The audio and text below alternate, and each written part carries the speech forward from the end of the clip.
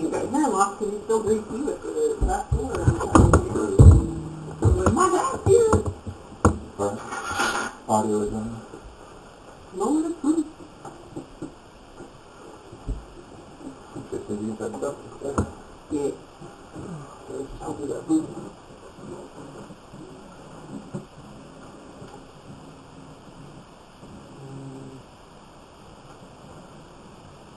Yeah, mine.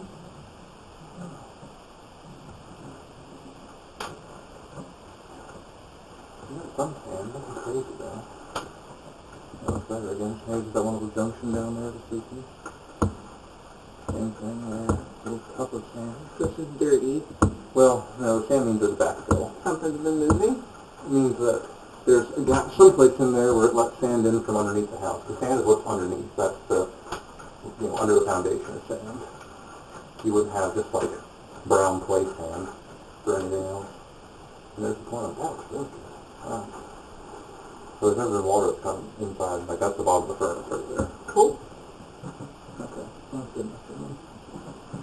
Alright.